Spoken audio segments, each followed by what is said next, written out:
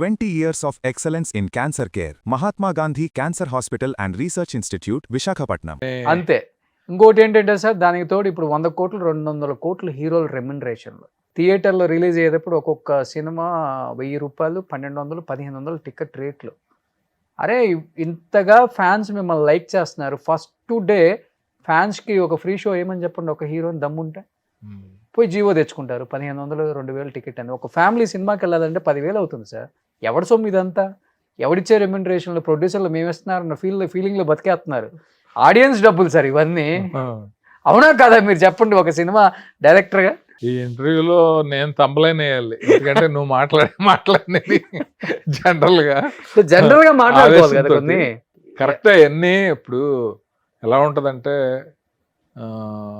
అందరికీ అన్నీ తెలుసు, బట్ ఇక్కడ కమర్షియల్ ఫీల్డ్ ఇది. అవును. ఎవరితో ఏం చేస్తే లాభం ఉంటుందో వాళ్ళతో అదే చేస్తారు. సొంత తమ్ముడైనా చేయరు, సొంత కొడుకైనా చేయరు. నా కొడుకు వీడి మీద 2 కోట్లు పెడితే వస్తో రాదో అనే ఆలోచనలో చేయని వాళ్ళు కూడా ఉన్నారు, తెలుసు కదా. ఉన్నారు. బయట వాళ్ళు నమ్మి చేసిన వాళ్ళు కూడా ఉన్నారు. సో అందువల్ల ఏంటంటే మనం ఎవరిని ఏమనలేం. నా మట్టుకు నేను అబ్జర్వ్ చేసిన దాంట్లో మనకి దేంట్లో స్ట్రెంత్ ఉందో దాంట్లో ప్రూవ్ చేసుకుంటూ వెళ్ళిపోయి ఫ్లోలో మనకి ఏ అవకాశం వచ్చిందో దాన్ని సద్వినియోగం చేసుకుని, దీపం ఉండగానే ఇల్లు చక్కబెట్టుకొని, ఫైనాన్షియల్ డిసిప్లిన్ తోటి, ఏ టెక్నాలజీ వస్తో ఏమొస్తో తెలియదు, ఎప్పుడు ఏ ఉద్యోగం పోద్దో, ఏ ఫీల్డ్కి ఏమవుద్దో తెలియదు. చిత్ర పరిశ్రమకి ఇంత గడ్డు రోజులు వస్తాయని ఎప్పుడని అనుకున్నా? ఏమొచ్చింది అంతగా కష్టం? ఇప్పుడు థియేటర్ రావట్లేదు అంటున్నారు కదా. ఇప్పుడు ఎగ్జిబిటర్స్ కాను ప్రొడ్యూసర్స్ కూడా ఫుల్ గొడవ. అది కర్రకి పాముకి అనే సామెత లాంటిది. ఎందుకంటే వాళ్ళదే కరెక్టే వీళ్ళదే కరెక్టే అనేట్టు ఉంటుంది.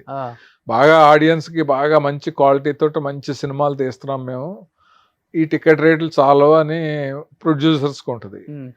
వాళ్ళకేమో సింగిల్ థియేటర్స్ సఫర్ అయిపోతున్నారు, వాళ్ళకి మీకు వచ్చే లాభాల్లో కొంత ఇవ్వండి, పర్సంటేజ్ అయితే బెటర్ అని వీళ్ళు అంటూ ఉంటారు. ఇంక ఇదంతా మనం ఓ పట్టాన్ని తేలేదు కాదు. ఎందుకంటే ఇద్దరు సైడ్ న్యాయం ఉందని అంటే ఇంకా పెద్దలు ఎలా డిసైడ్ చేస్తారో అది చూసుకోవాలి తప్ప మనం ఇది కరెక్ట్ ఇది రాంగ్ అని చెప్పలేం. ఓకే. ఇప్పుడు మొన్న సునీల్ గారు కాను ఆ ప్రొడ్యూసరు నాగవంశీకి ఫుల్ ఫైట్ కదా సార్. అవును. డైలాగ్ వారు అంటే పెద్ద వాళ్ళే వాళ్ళు కొట్టుకుంటున్నారు. ఇప్పుడు ఇక్కడ వీళ్ళు ఎంజాయ్ చేస్తున్నారు. అంటే ఇప్పుడు ఎవరిది తప్పని నేను అడగను కానీ సార్, అది ఎంతవరకు తీసుకెళ్తుంది రేపు రోజున మీరు అన్నట్లుగానే సినిమా మారిపోయింది, వైడ్ రేంజ్లో ఆలోచిస్తున్నారు, మీరు అన్నట్లుగానే బడ్జెట్లు పెరిగిపోతున్నాయి. సో ఏదున్నా కానీ ఆ భారం అంతా పడేది ఆడియన్స్ మీదే పాపం. అదే అన్నిటికంటే కూడా పెద్ద సినిమాలు వదిలేస్తే చిన్న సినిమాలతో కంపేర్ చేసి ఓటీటీ అనేది డామినేట్ చేసింది. అవును. ఎందుకంటే ఒకప్పుడు ఒక వైడ్ స్క్రీన్లో సినిమా చూస్తే ఉండే తృప్తి, వెళ్తున్నాం అంటే ఉండే ఫీలింగు, వెళ్ళొచ్చాక ఉండే సాటిస్ఫాక్షన్ అదంతా వేరుగా ఉండేది. ఓకే. థియేటర్ నుంచి హాల్లోకి టీవీ రూపంలో మనకి సినిమా హాల్లోకి వచ్చాక కొంత తగ్గింది. అవును. ఇప్పుడు డైరెక్ట్ జేబులోకి వచ్చేసింది ఫోన్లో. ఇప్పుడు నేను ఎందుకు అన్ని వేలు ఖర్చు పెట్టి అన్ని పాప్కార్న్లు కొని ఫ్యామిలీని తీసుకుని అలా ఎందుకు వెళ్తాను నేను? సో తర్వాత ఓటీటీ డైరెక్ట్ థియేటర్ అయిపోయింది మనకి. అవును. ఫ్యామిలీ థియేటర్ అయిపోయింది. అవును. ఇది వరకు థియేటర్లో ఆడే వాటికి హీరోలు గట్ట ఇంట్లో స్క్రీన్ పెట్టుకుని ఆ ట్యూబ్ ఇంకోటో పెట్టి సినిమా బిఫోర్ రిలీజ్ ఎలా చూసేవారో అలాగే ఇప్పుడు ఓటీటీ ప్లాట్ఫామ్ అనేది ప్రతి ఇంట్లోనూ ఎందుకు వచ్చేస్తుంది కదా అన్నట్టు ఉంది. అవును సార్. ఇప్పుడు మరి థియేటర్కి అది ఎంత థ్రెట్ అది సార్. ఈ గేటెడ్ కమ్యూనిటీలో ఒక ఫ్లాట్ కొనే వాళ్ళు 3 బెడ్రూమ్లో ఒక బెడ్రూమ్లో ఒక 3-4 lakhs పెట్టుకొని మంచిగా థియేటర్ డిజైన్ చేసుకుంటున్నారు సార్. చేసుకుంటున్నారు. లైఫ్ లాంగ్ యూజ్ అవుతుంది మనకి. అన్ని ఫ్యామిలీ అందరికి మంచి రిక్లైనర్స్ పెట్టుకుని హ్యాపీగా చూస్తున్నారు. సో ఇవన్నీ కూడా థియేటర్కి జనం రాకుండా ఉండటానికి థ్రెట్ అయ్యాయి. సో ఇలాంటి స్టేజ్లో థియేటర్ని ఎలా బతికించాలనేది ప్రతి వాళ్ళు ఆలోచించాలి.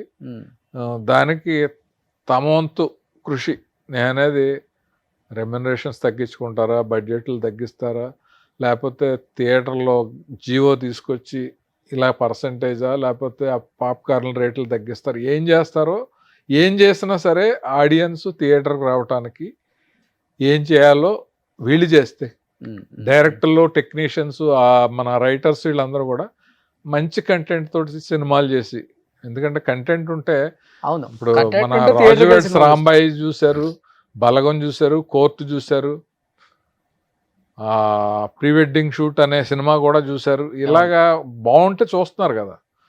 సో ఇండస్ట్రీ సైడ్ నుంచి కంటెంట్, గవర్నమెంట్ సైడ్ నుంచి కొంత, ఎగ్జిబిటర్స్ డిస్ట్రిబ్యూటర్స్ అందరూ కూర్చొని సమన్వయంగా ఏం చేస్తే బెటర్ అనేది చేస్తే డెఫినెట్గా థియేటర్స్ ఇంప్రూవ్ అవుతాయి. మీరు అన్నట్లుగానే రామానాయుడు స్టూడియోలో సురేష్ ప్రొడక్షన్స్ లో అన్ని సినిమాలు తీశారు మీరు. వాళ్ళకన్నా డబ్బున్న వాళ్ళు ఎవరు లేరు ఇండస్ట్రీలో. రామానాయుడు గారు కొన్ని వందల సినిమాలు తీశారు, అన్ని లాంగ్వేజ్ లో తీశారు, నాట్ ఓన్లీ తెలుగు. అవును, ఒరియా, బెంగాలీ అటు కూడా తీసుకొచ్చారు ఆయన ప్రొడ్యూసర్ గా.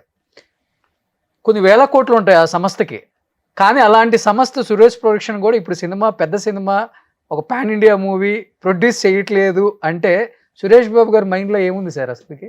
నెక్స్ట్ జనరేషన్ వచ్చేసింది. ఆ.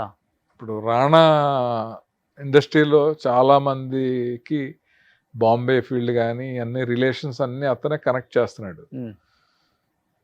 లాంగ్వేజ్ కానీ హిందీ కానీ ఇవన్నీ కూడా చాలా, బాహుబలి అప్పుడు కానీ అతనే చేశాడు, అతనికి మంచి కనెక్షన్స్ ఉన్నాయి అనేది ఉంది కదా. ఓకే.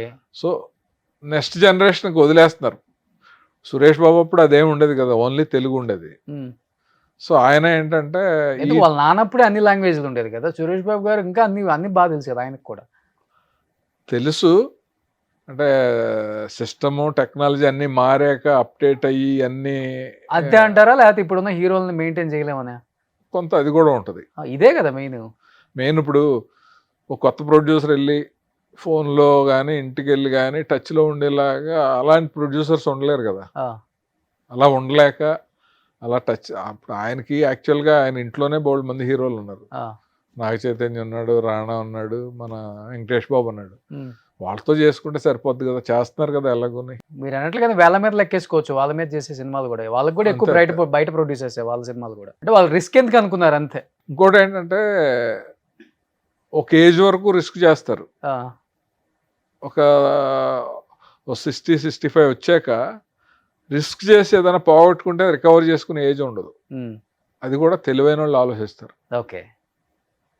అల్లు అరవింద్ గారు కూడా అదే ఆలోచిస్తున్నారు. ఎవరైనా అంతే. అంతే.